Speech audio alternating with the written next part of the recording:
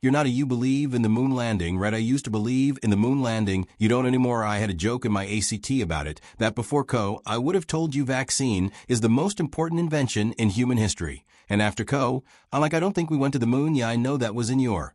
But you actually think that I think there is a less than zero possibility that we do not go to the moon. Oh my gosh, No, why do you think we went to the moon? Because it's exactly what you just said about, well, there's a lot of reasons, but the main thing is what you just said about the Earth, the vastness of the conspiracy that would be required to fake, that it's so vast, that it's a lot more incredible to believe that we faked it than to believe that we just went and going to the moon don't get it a massive achievement. But I think the greatest human achievement of all time, but even so to fake it, would he be even more massive? Because not only would you need all of these space agencies and all the different whatever people American institutions to be colluding, but you also need foreign governments, including adversarial foreign governments, who at this point certainly would know we faked it and for some reason haven't blown the lid on it. So they're letting us take this achievement that they know why haven't the Russians come out and said all those things you're saying are true. I don't argue with any of the things you're saying, but one of the things that I think you have to consider was if it's not possible for human beings to safely go through the Van Allen radiation belts and out into deep space without much protection and face the temperatures that are on the surface of the moon, which get up to 250 degrees and 250 degrees below zero in the shadows. There's no environment there, it's hostile beyond belief. Micrometeorites are flying into the moon all the time. They're flying through space all the time. We've never had a single biological organism go out into deep space past the Van Allen radiation belts and then come back to Earth and come back alive except human beings during the Apollo missions. Every single space station mission, every single space shuttle mission, all of them are inside 350 miles from the Earth's surface. The only time human beings have ever been past that and through the Van Allen radiation belts was the Apollo missions, and we were the only humans that were ever able to do that. The Russians never figured out how to do it. No one else figured out how to do it but the Apollo astronauts.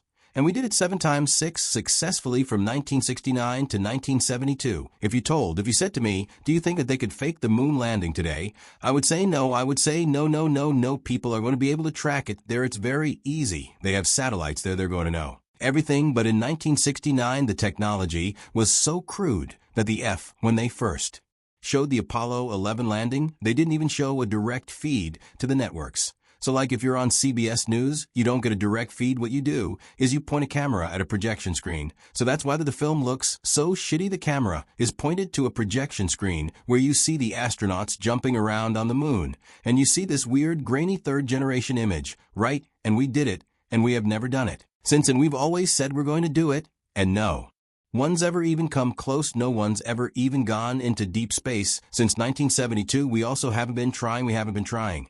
But we always talk about going back, including Herbert Walker Bush talked about going back. George W. talked about going back. They all talk about going back. But nobody ever gets anywhere. Well, I think that's because we lost the spirit and hunger for discovery, which we didn't just lose, that we lost all the technology from the Saturn V rocket. They don't even have that anymore. In fact, they don't even have the original film. They erased all the original footage of the Apollo missions. So you just have copies of everything. You could develop the technology again. You can do all that. Sure, you could. If you can get through the Van Allen radiation belts into deep space with human beings and have them safely come back. But I think what you're describing to me, all that does is highlight how incredible the achievement, if they did it right, if they did it. But here's the main point. There's no evidence, because saying that it was a hoax is an assertion of it's not. You're not just denying an event, you're asserting a whole other event that you say happened instead. And there is evidence that we went to the moon.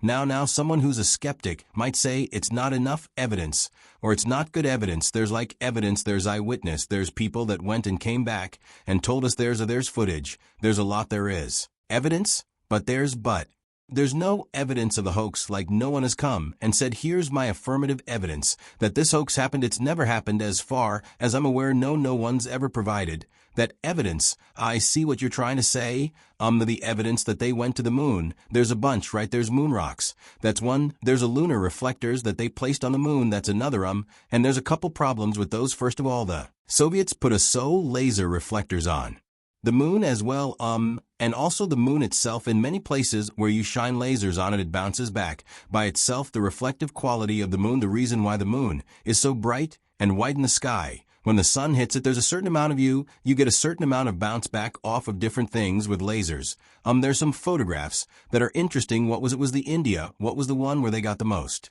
high-resolution photos of the lander? I'm looking at it, Wikipedia right now, of all third-party evidence of the Apollo mission. One of the things that's interesting is they gave a moon rock to, was it a Prime Minister of Holland? Is that what it was? Which one was the moon rock they gave that turned out to be petrified wood? So the Apollo astronauts gave a moon rock to some foreign dignitary, and it turned out to be a piece of petrified wood. They do have samples of moon rocks that came from the moon, but we also have those on Earth. In fact, Werner von Braun in 1968, I believe, went to Antarctica.